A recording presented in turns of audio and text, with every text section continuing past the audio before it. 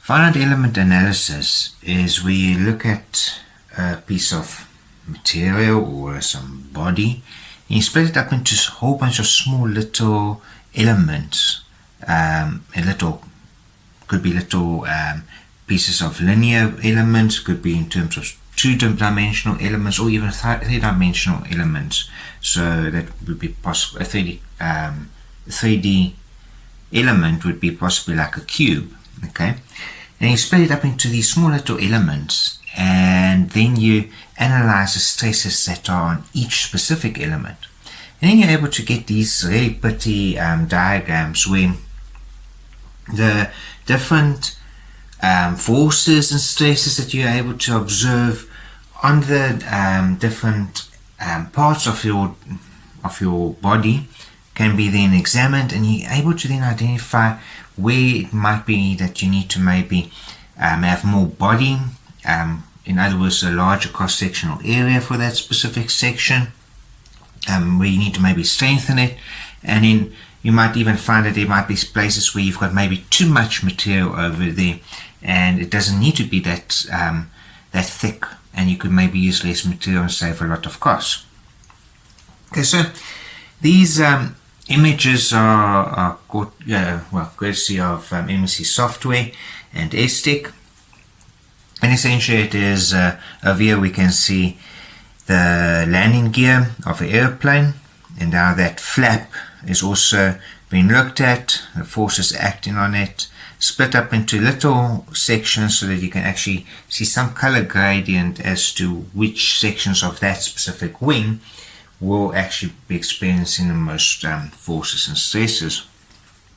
And then we've got over here the chassis of a vehicle, and again we are able to see where it is that the maximum values are. And as a matter of fact, in this specific picture you cannot see much red in that diagram, so it means there's a lot of safety aspects that were taken into account.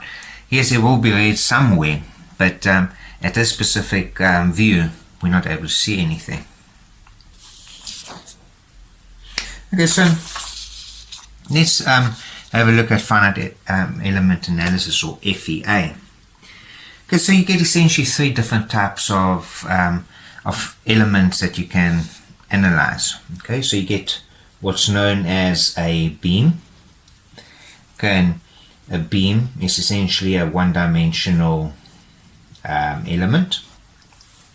Okay, then you can also get a plate or a shell, and this would be in a two-dimensional two-dimensional element. And there's two different ways you can have it. You could even have it in terms of a triangular shape, as such, or you could have it as a rectangular shape, or won't be exactly rectangular, but with 4 points. Okay, so you'll notice that there's these nodes that are the corner points over there, and that forms the shape of your element. Okay, so this is for plates and shells, and that's for 2D.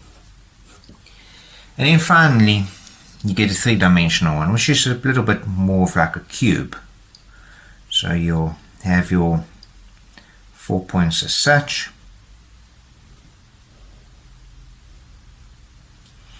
and then that will come across,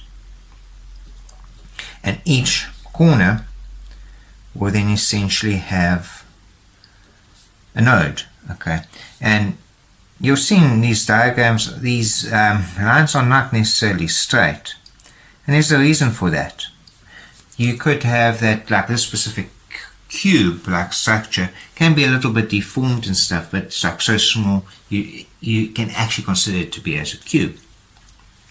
Okay, so you've got this is your solid that you would then investigate, solid, and that would be a 3D type of element. Okay, now each node on this on these specific elements has 6 degrees of freedom. Okay, so DOF is degrees of freedom. It's got 6 degrees of freedom. 3 of them are translational, and 3 of them are rotational. Okay, so that's the properties of each node, each point that is indicated on these different elements. In other words, the corners or the endpoints of those of these single lines or that you might have over there. Those have got 3 translation and 3 rotational degrees of freedom.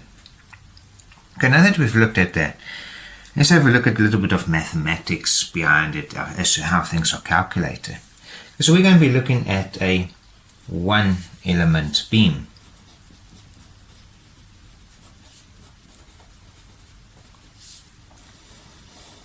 Okay, so that's essentially a scenario as we've got over there.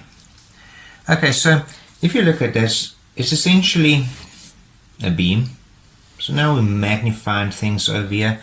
It's of length L. We can say that is length L over there. Okay. There's some force that is applied over here. We call it F1. And there will be some force on that side of the beam, which will be F2. Okay. And U1 we will have over here. And U2 we will have over here. And so U is representing the length differences that could occur. So there's obviously expansion that happens when forces are applied. Okay, so this is our basic diagram we're going to be considering. Okay, so firstly, if you remember from the strain graph that we looked at, and when we did that section, we said that strain is equal to delta L over L. Okay, and so we're using the same formula over here. We're saying that's equal to, and if you look at this specific beam, the change in length is going to be U2 minus U1. Okay, so that's U2 minus U1, and that's over the length L. Okay, but now if you recall from our strain graph, okay, you would remember that we've got a linear section, and that would be our E, and E is equal to stress over strain. Okay, so therefore stress is equal to E multiplied by strain.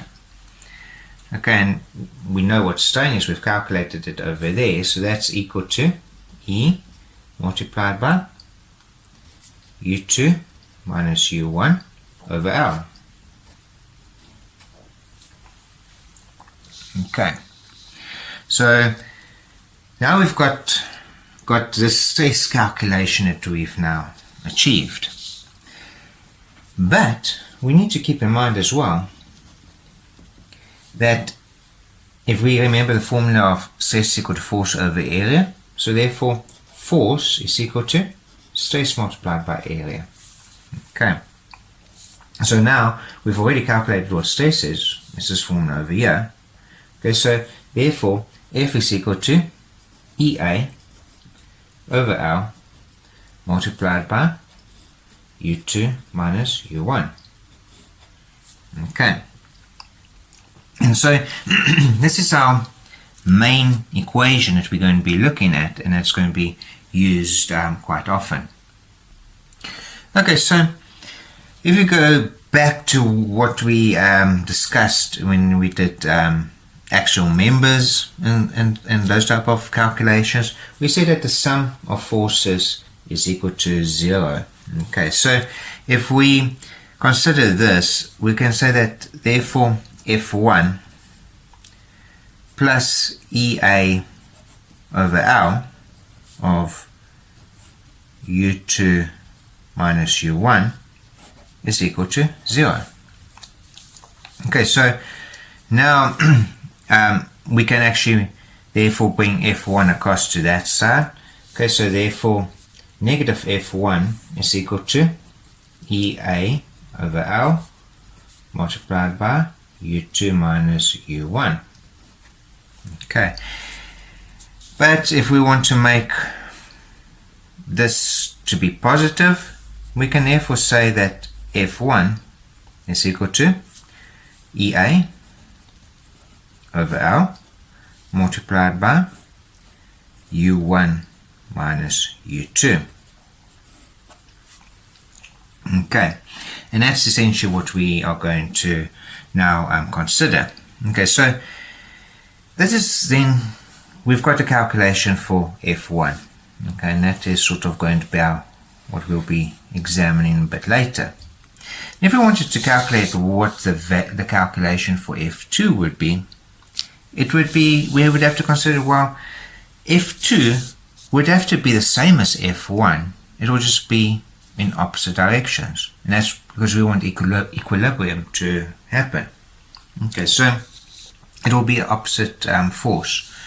Okay, so therefore we can say that F2, if we were to take F2, is equal to EA over L, and it will essentially be where we would have negative U plus as negative U1 plus U2. Okay, so I've just manipulated the formula there very quickly so that we can get to the change in signs over here to eliminate the negative sign in front of F2. Okay, so now that we've got F1 and F2, we can combine these together. Okay, so therefore we can place it into some form of a matrix scenario. And so therefore F1 and F2 is equal to EA over L. Multiply that by, and if you look at it, we've got U1, that's a positive 1 over there, so that is 1. We've got U2, that's negative, so that's minus 1. And then we look for F2, we've got U1 multiplied by negative 1 and U2 multiplied by 1. Okay, and that gets then multiplied with U1 and U2. Okay, and so this is for one element beam, or one element specifically.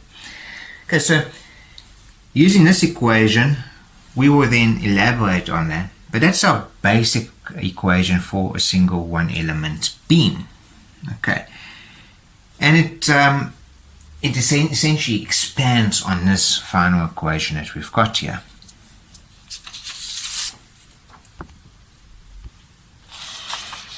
Okay, so now let's consider a two-element beam.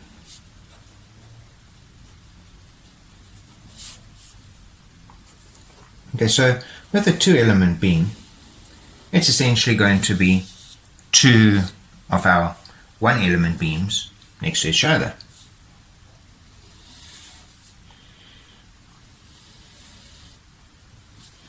Okay, and it might be split up over there. So we've got two elements over there.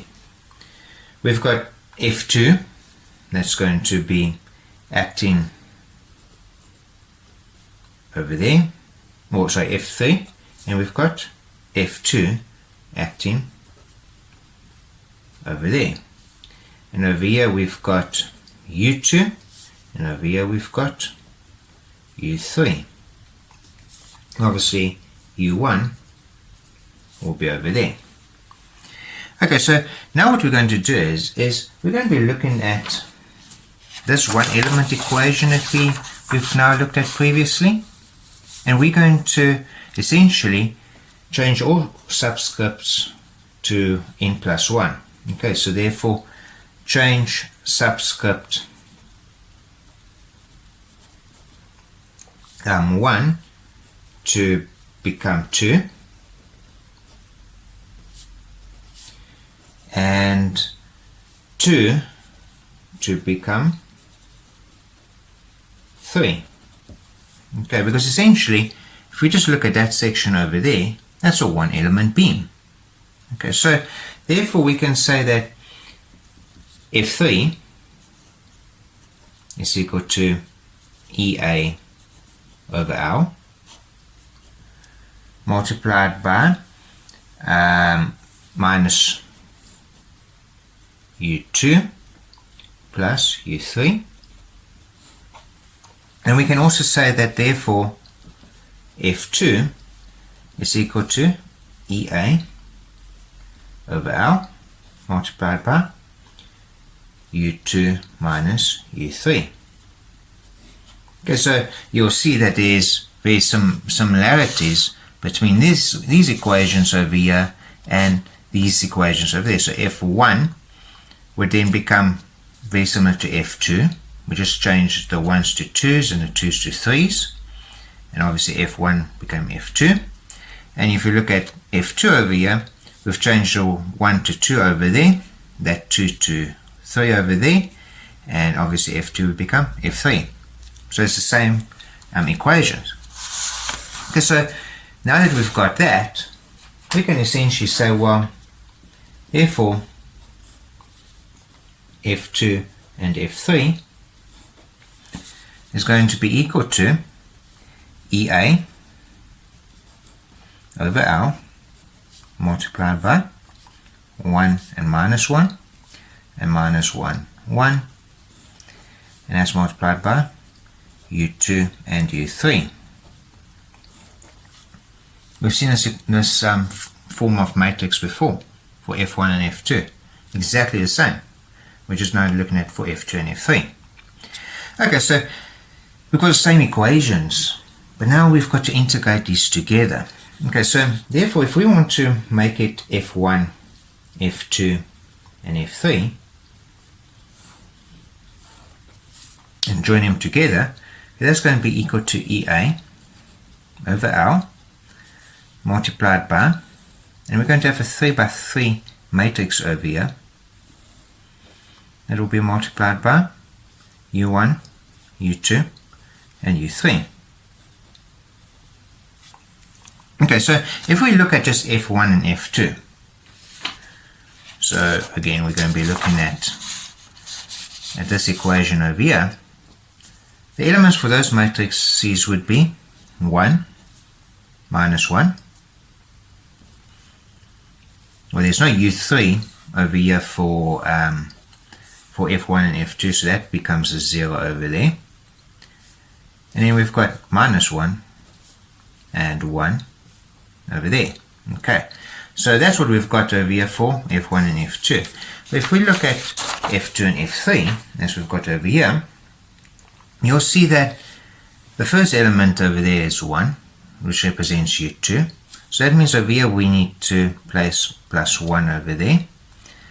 It's a negative 1 over there for U3, so we place negative 1 over there. It's negative 1 over there, and it's 1 over there. And obviously this doesn't have U1 in it, so that becomes a 0 over there.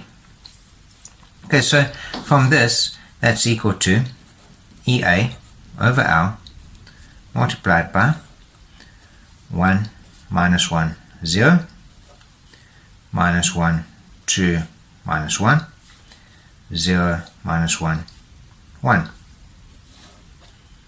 Okay, and that's going to be multiplied by U1, U2, and U3. Okay, so now that we've done that, you'll note that there's somewhat the pattern that we've got over here. Okay, so there's some pattern that we've got. We've essentially got our F matrix, which is equal to EA over L,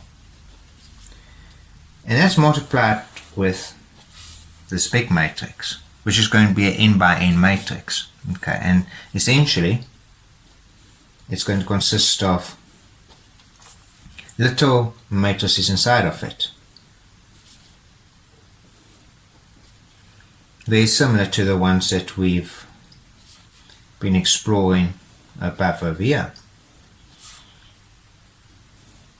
Okay, and essentially that will be multiplied by U1 up to UN. Okay, so this is a n size matrix. And all the other elements that will be around here will be 0, where there aren't any numbers. Okay, so there will be, like we found over here, there's a 0 over there and a 0 over there. We're going to have similar type of scenario over here. So essentially we're going to have 1, 2, 3 zeros over there. Specifically for this scenario, a 0 and a 0 over there, a 0 over there.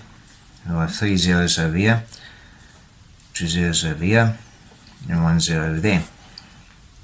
Okay, so that's a basic format that these finite element beams will happen. So especially when you expand to n number of beams. Okay, so if we had to break this up into a smaller notation, you could say that therefore f is equal to some constant, k, multiplied by u. Okay, and if we want to calculate what u is going to be the change in length, and we want to determine what the change in length of every little element is going to be, we can say that therefore u is equal to the inverse of k multiplied by f. Okay.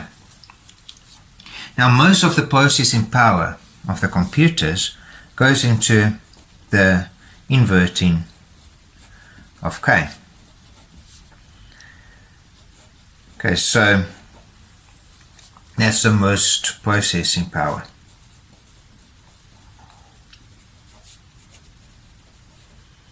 Okay, so therefore you want to make your elements as small as possible, but you don't want to make them too small, because if they're too small, it's going to increase the amount of calculations involved, and this inverting of this k value will become bigger and will be more time consuming.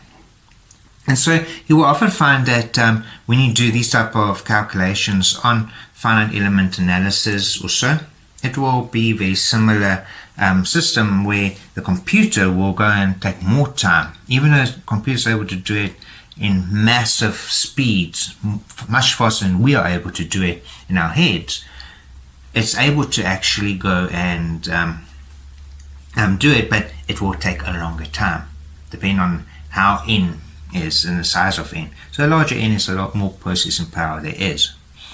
Okay, so we've had a look at how to do this for finite element analysis, and it's maybe not something that you'll necessarily do in terms of specifically for mechanical engineering related things, but there might be other applications as well.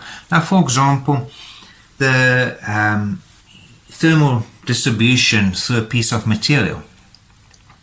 So there's heat sinks that have calculations involved, and you need to see how the heat dissipates through a heat sink, or how the temperature goes through a heat sink, and there will be equations involved. We'll be able to generate very similar matrices as this, and you could actually then write your own software to be able to, and solvers, to be able to go and generate these analyses, and then you can sort of see how each element that you've got over there, how it's actually affected.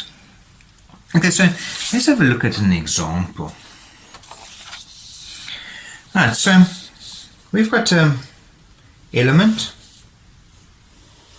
It's a single beam element, and I say to you, okay, well, there's some force F1 over there. We've got U1, which is over there, which is equal to 0.